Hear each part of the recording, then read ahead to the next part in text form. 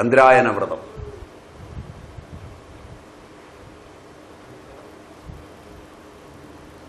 വൃദ്ധികൽപ്പവും ക്ഷയകൽപ്പവും എന്ന് രണ്ട് കൽപ്പം, രണ്ട് പക്കങ്ങൾ. ചന്ദ്രൻ കൂടിക്കൂടി വരും. ചന്ദ്രന്റെ കല താന്ത്രികാരാധനയിൽ വളരെ പ്രധാനപ്പെട്ട ചന്ദ്രന്റെ കല വൃദ്ധിക്ഷയങ്ങൾക്കനുസരിച്ച് സൂര്യനിലേക്ക് പോകുന്നതും സൂര്യനിൽ നിന്ന് വരുന്നതുമായ കാലങ്ങളെ അവയ്ക്ക് മനുഷ്യ മനസ്സിലും മനുഷ്യ ശരീരത്തിലും നിർണായകമായ പങ്കുണ്ട്. അതുകൊണ്ട് വൃദ്ധിക്കനുസരിച്ച് എന്ന് പറഞ്ഞാൽ കറുത്ത വാവിന്റെ നാൾ കഴിഞ്ഞ് അടുത്ത ദിവസം ഒരു വര പോലെ ചന്ദ്രൻ കാണും. മനസ്സിലായില്ല? അടുത്ത ദിവസം അല്പം കൂടെ കൂടും.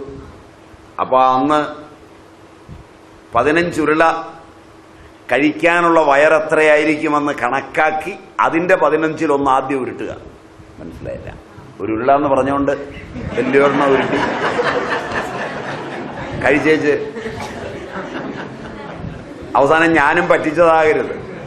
മനസ്സിലായില്ല? കുഴി വീണവനെ രക്ഷിക്കാൻ അതിന് കിണറ്റിലേക്ക് പിടിച്ചിരുന്ന പോലെ ആവരുത്.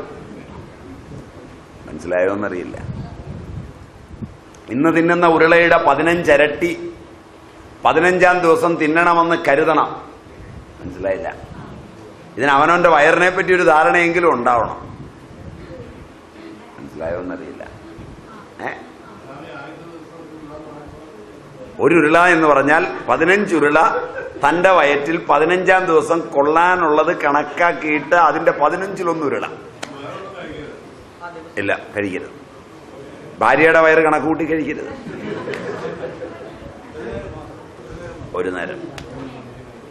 ഒരു നേരം കഴിക്കുക.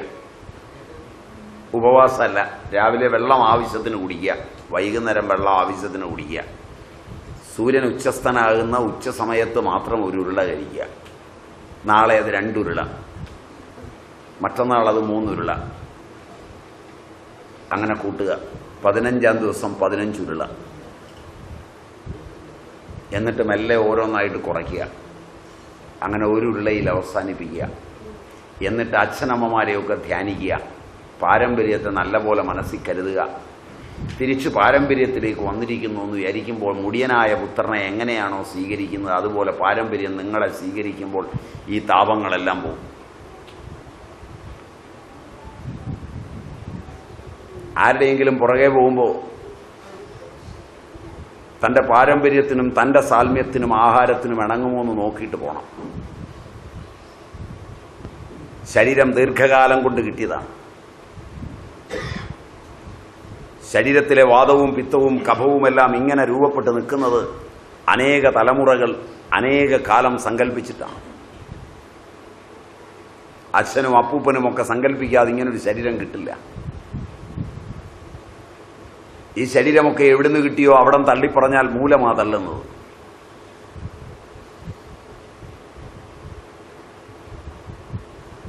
ഇത് കുഞ്ഞുകളിയും പിള്ളകളിയുമല്ല.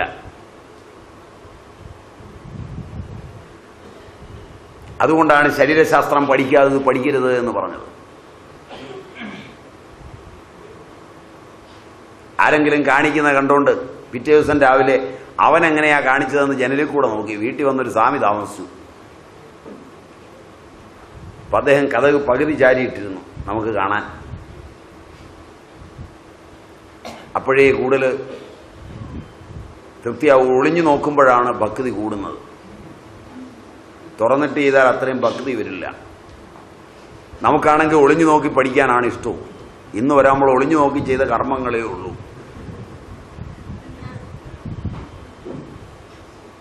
അതുകൊണ്ട് സ്വാമി എന്താ ചെയ്യുന്നത്? ചില സ്വാമിമാരെ നോക്കിയിരിക്കും, അവർ പോക്കിരികളാണ്. നിങ്ങൾ നോക്കുമ്പോഴൊന്നും ചെയ്യില്ലാത്ത മാന്യന്മാരുണ്ട്. മനസ്സിലായില്ല? അത് കാരണം അവസാനം തീരുമാനിക്കുകയൊക്കെ അനുഷ്ഠാനവും കുന്തമൊന്നുമില്ല.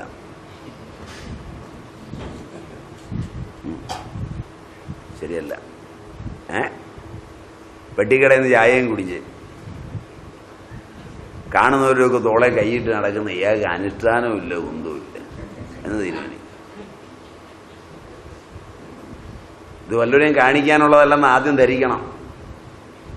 അതിൻ്റെ സഹജ മര്യാദകൾ അറിയണം.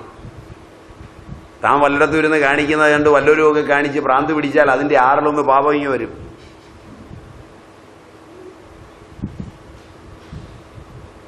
അതും അറിയണം. അപ്പോൾ അതുകൊണ്ട് ഒളിഞ്ഞു നോക്കിയൊന്നും ചെയ്യരുത്. കൃത്യമായി ശരീരശാസ്ത്രം ആദ്യം അറിയണം. അതറിയാവുന്നവൻ ചെയ്യുന്ന കർമ്മങ്ങൾ കണ്ടുപഠിക്കണം. അതിൻ്റെ മാത്രം അറിയണം. അത് വിസ്തരിക്കുന്ന രീതി അറിയണം.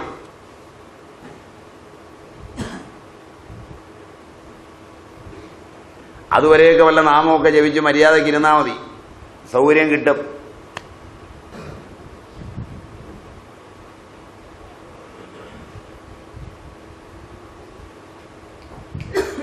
ഇങ്ങനെയൊക്കെയാണ് ഇതിൻ്റെ രീതി. ഈ രീതി പഥ്യമാവുമോ എന്നറിയില്ല. രാവിലെ തുടങ്ങിയതിൽ നിന്നൊരു മാറ്റം വന്നോ എന്നൊരു സംശയം. പഥ്യമാകുന്നില്ലെന്ന് തോന്നുന്നു. ഉണ്ടോ? എന്നാ തുടരാം.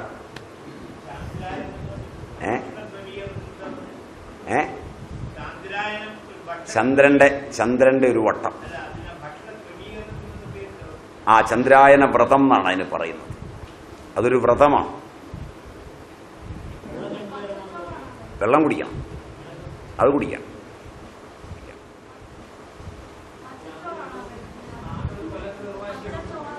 വേവിച്ച ചോറ്, പച്ചച്ചോറല്ല, പച്ചച്ചോറ് അരിയാണ്. അല്പം നെയ്യ്.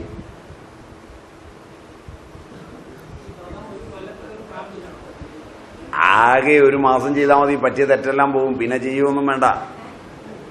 നല്ലപോലെ പാരമ്പര്യത്തെ സ്മരിച്ച് ചെയ്താൽ, ജീവിതത്തിൽ ഒരിക്കൽ ചെയ്താൽ തെറ്റെല്ലാം പോകും. പിന്നെ തെറ്റ് ചെയ്യാതിരുന്നാൽ മതി.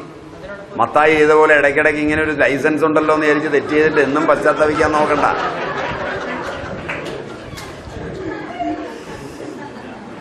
നല്ലൊരു സാധനം കൈ കിട്ടിയല്ലോ, ഇനി ഇഷ്ടം പോലെ ജീവിച്ചിട്ട് ഇടയ്ക്കിടയ്ക്ക് ഇത് ചെയ്താൽ മതിയല്ലോ.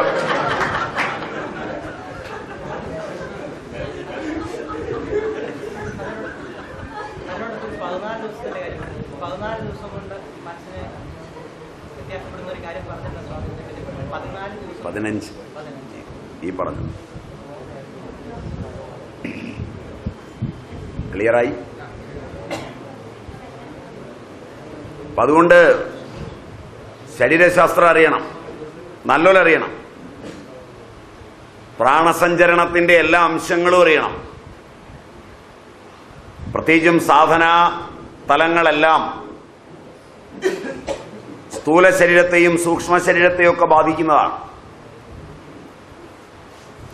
ശുദ്ധീകരണത്തിന്റെ ആന്തരികവും ബാഹ്യവുമായ ശുദ്ധീകരണത്തിന്റെ ഒട്ടേറെ പ്രക്രിയകളുണ്ട്.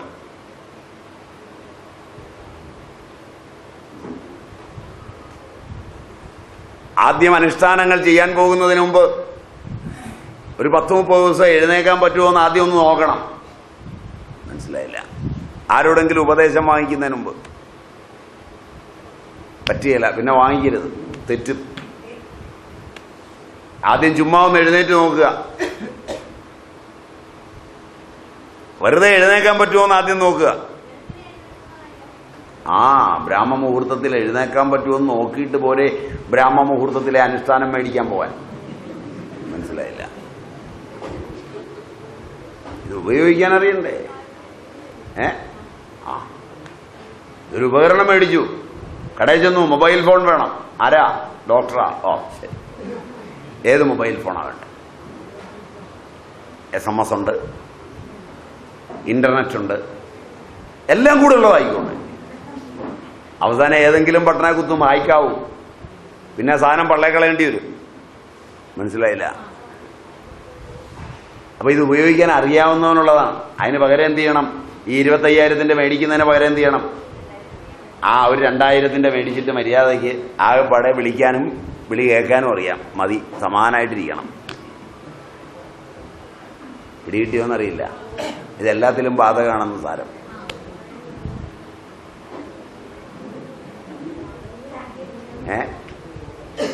എന്താ പറ്റിയേ? ഏതാണ്ടൊക്കെ പറയുന്നുണ്ട് ആരോഗ്യം.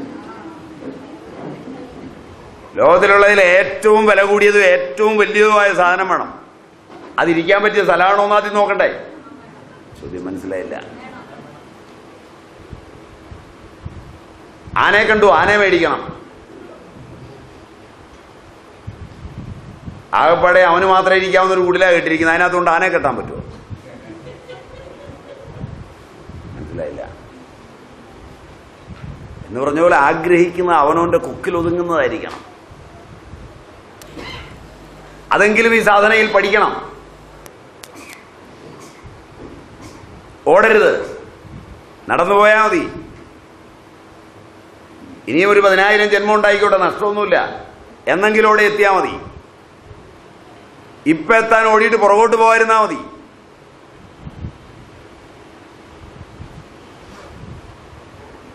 ഇങ്ങനെയൊക്കെ പറഞ്ഞാൽ ഇഷ്ടപ്പെടുവോ?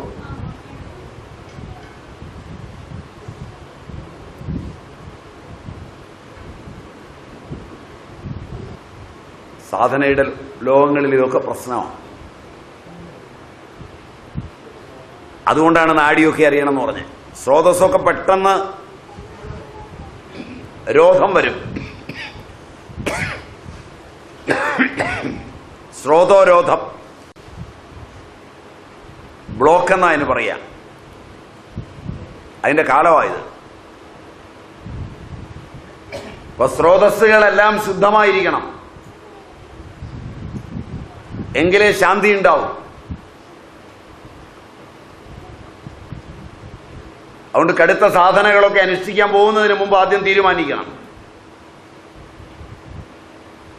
ചുറ്റുപാടുകളെ അതിനനുഗുണമാക്കിയെടുക്കണം.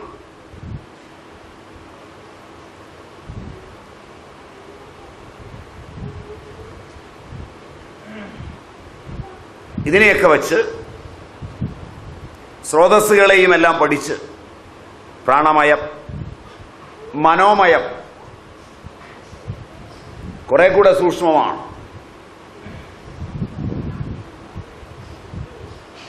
മനോമയ ലോകങ്ങൾ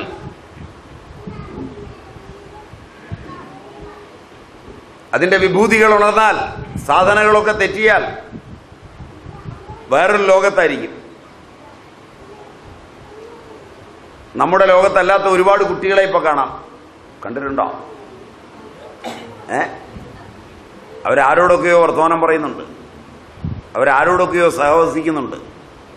അവർ നമ്മളെ അല്ലാതെ ആരെയൊക്കെയോ കാണുന്നുണ്ട്. അവർക്ക് വേറെ ഭാഷകളൊക്കെ അറിയാം.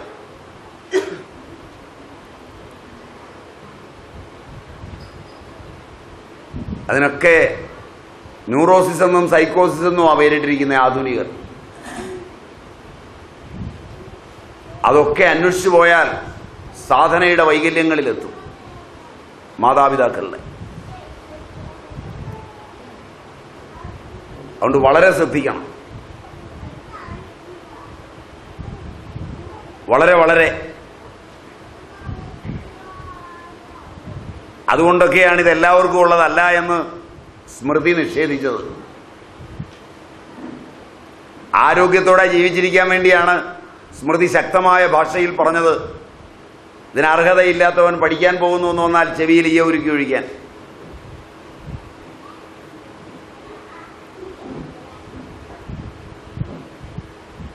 കാരണം തെറ്റ് ചെയ്ത് ദുഃഖവുമായി അലഞ്ഞടക്കുന്നതിനേക്കാൾ നല്ലതാണ്. ഈ സാധനയുടെയൊക്കെ ലോകം കടുത്തതാണ്.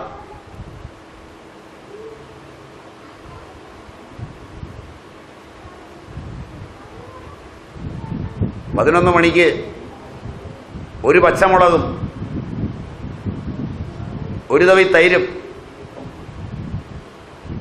ഉരിപ്പടയുടെ പകുതി, പടാന്ന് കേട്ടിട്ടുണ്ടോ? പകുതി കഴിച്ചിട്ടാണ് ഒരു വട്ടളം നിറച്ച് നിവേദ്യവുമായി, നിവേദ്യം എന്ന് പറഞ്ഞുകൊണ്ട് തടപ്പള്ളിയിൽ നിന്ന് നടന്നു കയറുന്നത്. കണ്ടിട്ടുണ്ടോ? ഇല്ല. കണ്ടിട്ടുണ്ടോ? കാഴ്ച കണ്ടിട്ടുണ്ടോ? നമ്മളൊന്ന് എടുക്ക് പോയി ഒന്ന് പൊക്കിയാൽ മതി നിലത്തുനിന്ന്.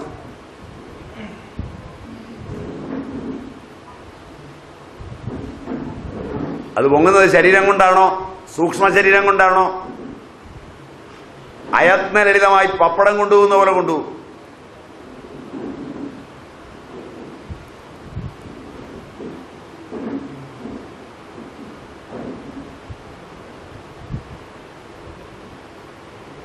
ഒപ്പം ഓടുവോ? ഒപ്പം ഓടുവോ? എനിക്ക് സംശയം. ഒപ്പം ഓടുവോ? ഇതിന് പണിയാണ്. ഇതിന് പണിയെടുത്ത് ശീലിച്ചവൻ പണിയെടുക്കുന്ന കണ്ട് മൂവന്തി കള്ളും കുടിച്ച് നടന്നേച്ച്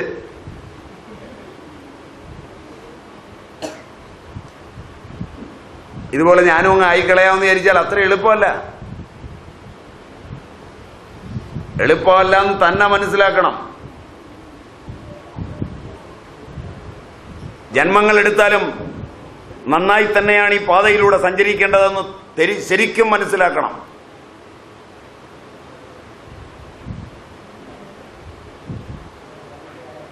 അതിന് ബഹുമാനിച്ചു പഠിക്കണം. അനുഷ്ഠാനങ്ങളുടെയും അന്തരിന്ദ്രിയ ദൃഷ്ടികളുടെയും ലോകങ്ങളിലൂടെ സഞ്ചരിക്കുന്നതിന് മുമ്പ് അതിലെ സഞ്ചരിച്ചിട്ടുള്ളവരുടെ പാത പിന്തുടരുവാൻ കഴിവുള്ളവനായിത്തീരണം.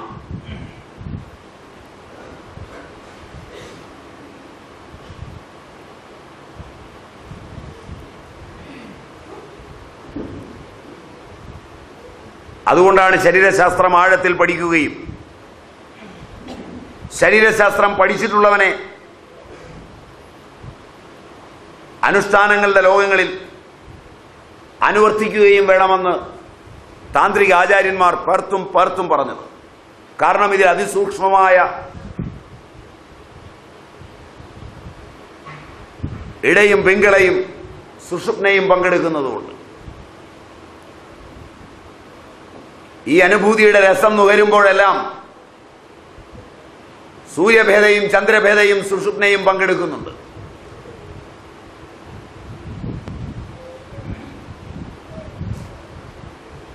അതുകൊണ്ട് 3.5 കോടി നാഡികളിൽ ഏറ്റവും സൂക്ഷ്മവും ഏറ്റവും പ്രധാനമുള്ളതും 3 എണ്ണമാണ്. ഇതിനെ വെച്ച് കൂടുതൽ പഠിക്കണമെങ്കിൽ പ്രാണതോഷിണീ തന്ത്രം,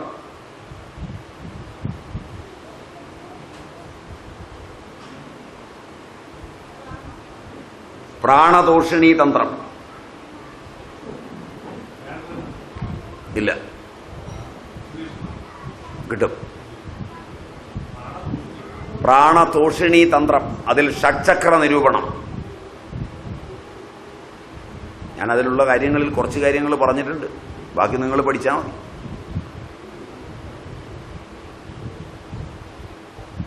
ഇല്ലെങ്കിൽ വളരെ എളുപ്പത്തിൽ മനസ്സിലാക്കാൻ ശാരദാതിലകം രാഘവഭട്ടന്റെ വ്യാഖ്യാനം നേരത്തെ പറഞ്ഞതാണ്, അതിൽ കിട്ടും.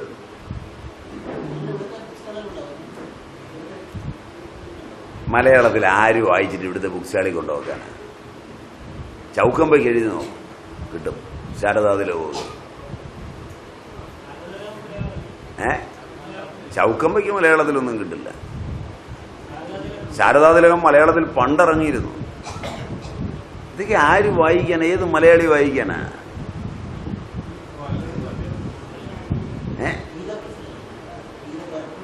ഗീതാ പ്രസിലില്ല. ചൗക്കമ്പ സാംസ്കൃത് സീരീസ് ചൗക്ക് വാരാണസി 1 കിട്ടും. മോട്ടിലാൽ ബനാർസിദാസിലും ചിലപ്പോൾ കിട്ടും. നിർണയസാഗരത്തിൽ കിട്ടുമായിരുന്നു. നിർണയസാഗരം ഇപ്പോൾ അടച്ചുപൂട്ടി. നിർണയസാഗരം ബോംബെ.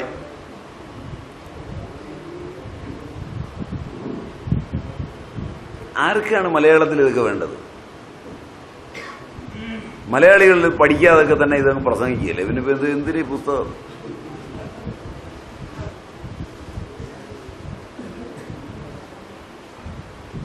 നമ്മുടെ സാഹിത്യ ചർച്ചകളൊക്കെ കാണാൻ മേലേ. അതിന് പോകാൻ നേരത്ത് നീളം കൂടെ ഊന്നി പോകുന്ന സമയത്ത് പൂമ്പാറ്റയുടെ ഒരു ചിത്രകഥയും വാങ്ങിച്ചുകൊണ്ട് പോയാൽ 1.5 മണിക്കൂർ അടിക്കാനുള്ള സാധനം കിട്ടും. പിന്നെ എന്തിനാ വെറുതെ ഈ കുന്ത്രണ്ടൊക്കെ വായിച്ച നേരം കളയും? ബാക്കി നമുക്ക് തോന്നുന്നതല്ലേ പറയുന്നേ. തുടങ്ങിയാ പോരെ. പിന്നല്ലാതെ ആദ്യത്തെ ഭാഗത്തിൽ ആ പേരങ്ങ് പറയുക, ബാക്കി പിന്നെ നമുക്ക് തോന്നുന്നത് പറഞ്ഞാൽ പോരെ.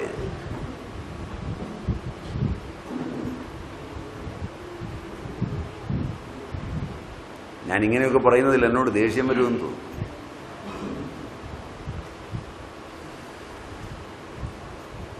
സുഷുപ്നയെ ബ്രഹ്മനാഡിയെന്നും മോക്ഷമാർഗമെന്നും പറയും.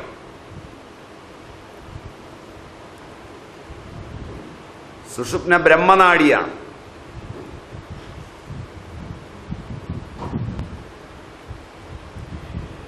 അതിൽ സാധന ചെയ്യുമ്പോഴാണ് ബ്രഹ്മാണ്ഡ ഘടാകങ്ങളെ മുഴുവൻ മനസ്സിലാകുന്നത്. എങ്ങനെയാണ് വാത്സ്യായനൻ ബ്രഹ്മചാരിയായിരുന്ന് കാമസൂത്രം രചിച്ചത്? എങ്ങനെയാണ് കാന്ത് 1 കിലോമീറ്റർ സഞ്ചരിക്കാതെ ജോഗ്രഫി രചിച്ചത്? ലോകത്തിന്റെ മനസ്സിലായില്ല. 100 കിലോമീറ്റർ തികച്ച് സഞ്ചരിക്കാതെ വിശ്വത്തിന്റെ ആകെ ജോഗ്രഫിക്കൽ പുസ്തകം രചിക്കുക, അത് പഠനത്തിന് അടിസ്ഥാന മാതൃകാ ഗ്രന്ഥമായി സ്വീകരിക്കുക. ലോകത്ത് ഇന്നുവരെ ഉണ്ടായിട്ടുള്ള എല്ലാ ലൈംഗിക ശാസ്ത്ര ഗ്രന്ഥങ്ങൾക്കും ആധാരമായി ബ്രഹ്മചാരിയായ വാത്സ്യായനൻ രചിച്ച കാമസൂത്രം നിലകൊള്ളുക.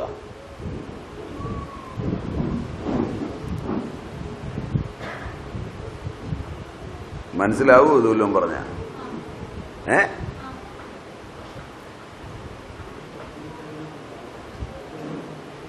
ഇതാണ് അതിന്റെ വ്യത്യാസം. ഇതിന് കാരണം മോക്ഷമാർഗിയായ ബ്രഹ്മനാഡി അണ്ഡഘടാകത്തെ ആകെ ഉൾക്കൊള്ളുന്നതാണ്.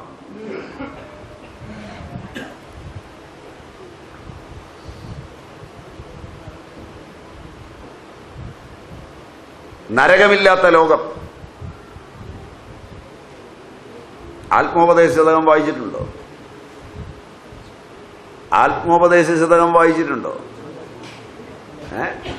ഉണ്ടോ? ഇരുപുറവും വരും 6 പൂത്തൊരു കൊടി വന്നു പടർന്നുയർന്നുമേവും തരുവിനടിക്ക് തപസ്സു ചെയ്തു വാഴും നരനു വരാ നരകം നിനച്ചിടണം. മോക്ഷമാർഗിയായ ബ്രഹ്മനാഡിയുടെ ചുവട്ടില് 6 പൂത്ത കൊടി വന്ന് പടർന്നുയർന്നുമേവുന്ന തരുവിന്റെ ചുവട്ടില് തപസ് ചെയ്യുന്ന നരന് നരകമുണ്ടാവില്ല, മോക്ഷമുണ്ടാകുമെന്ന് ബ്രഹ്മനാഡിയെ അറിഞ്ഞ ആചാര്യന്റെ വചനങ്ങൾ.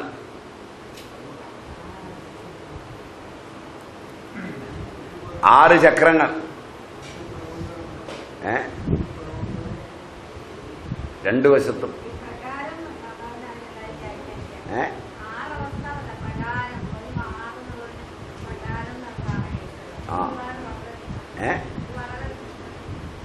അതിന് വായിച്ചു നോക്കിക്കൊള്ളുക. ആദ്യം എഴുതിയ പുസ്തകം നമുക്ക് നോക്കിക്കൊള്ളുക. നമുക്ക് വ്യാഖ്യാനിക്കാൻ പറ്റില്ലെങ്കിൽ അവിടെയൊക്കെ നമ്മൾ മാറ്റി എഴുതി പോവുക എന്ന് പറയുന്നത് ഒരു രസമുള്ള പണിയാണ്, നല്ലതാണ്.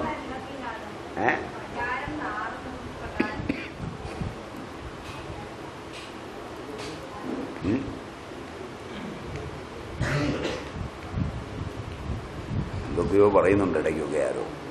അതോ ഞാൻ വെറുതെ കേൾക്കുകയാണോ?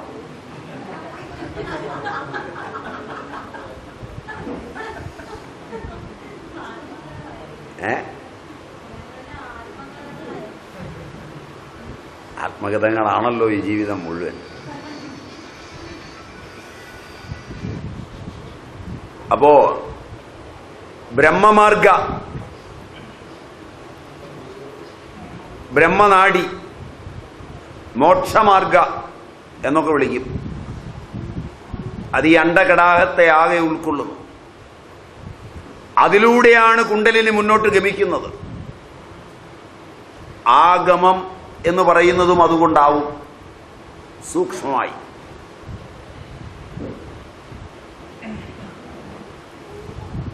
ചന്ദ്രൻ ഇടത്തു ഭാഗത്തും ഇടതു നാസാദ്വാരം, ചന്ദ്രഭേദ. അത് സ്വപ്നത്തിന്റെ ലോകമാണ്. പിങ്കള വലതുവശത്തും സൂര്യഭേദ. മൂലാധാരം മുതൽ വലതു നാസാദ്വാരം വരെ സൂര്യനാഡി. അത് ഉണർവിനെയും ജാഗ്രത്തിനെയും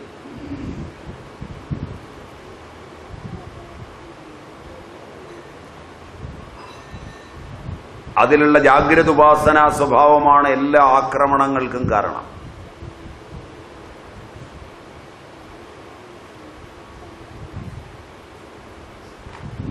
ജാഗ്രത്തിനെ ഉപാസിച്ചുപാസിച്ചാണ് ഈ പണിയെത്തുന്നത്. സൂര്യഭേദയിൽ ജാഗ്രത്തിന് കൂടുതൽ പ്രാധാന്യം വരുമ്പോൾ സൂര്യഭേദ തുറക്കുന്നു, ഇടയടഞ്ഞിരിക്കുന്നു. നിരന്തരമായ ശ്വാസോച്ഛ്വസന പ്രക്രിയ വലതു നാസാദ്വാരത്തിലൂടെ മാത്രമാകുന്നു. സൂര്യഭേദയിൽ ഉഷ്ണവും കൂടും.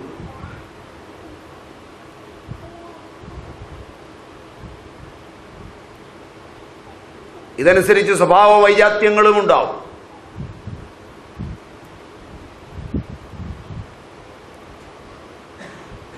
ഇതൊക്കെ നന്നായി അറിയാതെ സാധനയ്ക്കൊരുങ്ങിയാൽ ആ ഏകാഗ്രതയും കൂടി അപകടങ്ങൾക്ക് വഴിയുണ്ടാക്കി തരും.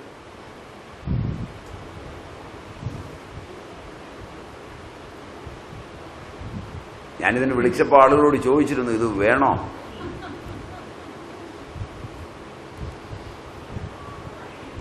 ഇത് തന്നെ വേണമെന്ന് പറഞ്ഞിട്ടാണ്. ഇപ്പൊ അഭിപ്രായം മാറിയെങ്കിൽ നമുക്ക് വിഷയം മാറ്റാൻ അവസരമുണ്ട്.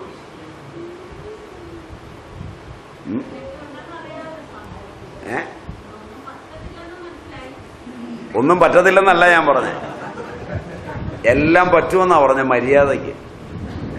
അപ്പൊ അതിൽ നിന്ന് ഒരു കാര്യം ഉറപ്പായി, മര്യാദ പറ്റുകയില്ല എന്നുള്ള കാര്യം ഉറപ്പായി.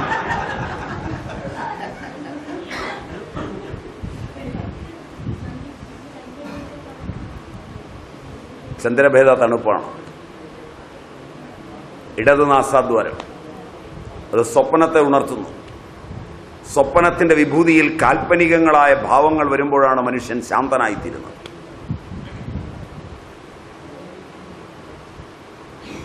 വിവാഹം കഴിക്കുന്നതിന് മുമ്പ് വിവാഹത്തെക്കുറിച്ചുള്ള സ്വപ്നങ്ങളുമായി പോകുമ്പോഴുള്ള ശാന്തി കഴിച്ചു കഴിഞ്ഞുണ്ടോ എന്ന് ചോദിച്ചാൽ വിരോധം വരില്ലെങ്കിൽ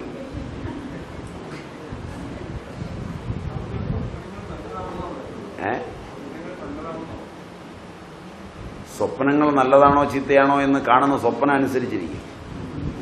ഞാൻ അങ്ങനെ പറഞ്ഞില്ല.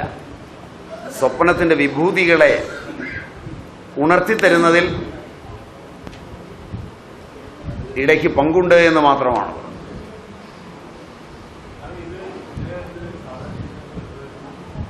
അതൊന്നും ഞാനിപ്പോൾ പഠിപ്പിക്കുന്നില്ല. ആ സാധനയൊക്കെ സൂക്ഷിച്ച് ചെയ്യേണ്ടതാണ്. അനുലോമയും വിലോമയും ഒക്കെ സൂക്ഷിച്ച് ചെയ്യേണ്ടതാണ്.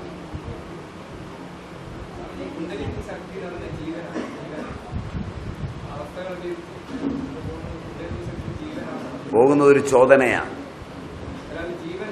അതിന് പേരിടാൻ കുണ്ടലിനി എന്ന് പേരിട്ടിട്ടുണ്ട്. മറ്റൊരു പേര് പിന്നെ ഞാൻ മാറ്റി എന്തിനാ ഇടുന്നത്?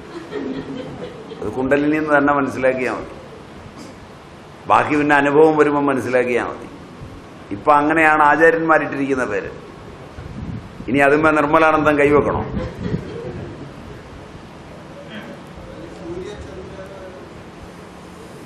ഞാൻ ആദ്യം തന്നെ പറഞ്ഞ ബ്രഹ്മനാഡിയിൽ ഈ അണ്ടകടാഹം മുഴുവനുണ്ട് എന്ന് പറഞ്ഞു. അതിന്റെ ഇരു പാർശ്വങ്ങളെ കോർത്തിരിക്കുന്നത് സൂര്യനെയും ചന്ദ്രനെയും കൂട്ടിക്കെട്ടിയാണ്. അതിടയിലും പിങ്കളയിലുമാണ് സമുചുലമായി നിൽക്കുന്നത് എന്ന് സാരം. ക്ലിയർ?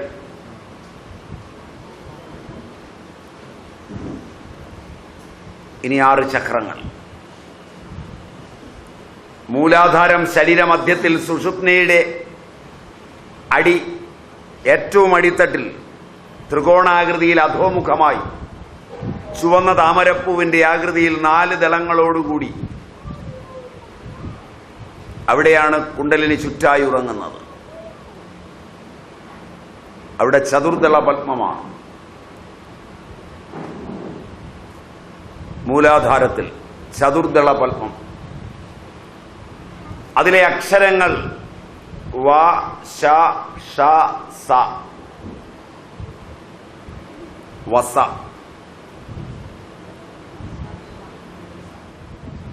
നിറഞ്ഞിരിക്കുന്ന അക്ഷരങ്ങൾക്കനുസരിച്ചാണ് അതിന്റെ രൂപം. സ്വാധിഷ്ഠാനം മൂലാധാരത്തിന് മുകളിൽ നാഭിക്കു താഴെ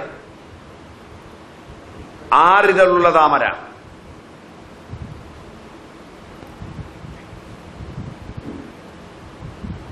അവിടെ ദേവത രാഗിണി. ബ ഭ മ യ ര ല.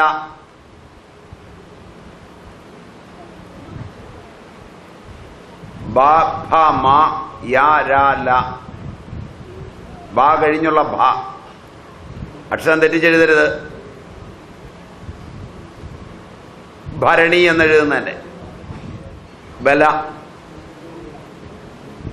മണിപൂരകം, നാഭിചക്രം. 10 ദളങ്ങളുള്ള പത്മം. ഉദയസൂര്യന്റെ വർണ്ണം. അങ്ങനെയുള്ള ത്രികോണം. ത്രികോണത്തിന്റെ ബാഹ്യഭാഗം 3 സ്വസ്തികം ചേർന്ന പോലെ. അതിൽ ദേവത ലാഹിനി. ഡ ഢ ണ ത ധ ദ ഇധ ന പ ഭ. ഫലത്തിന്റെ ഭ.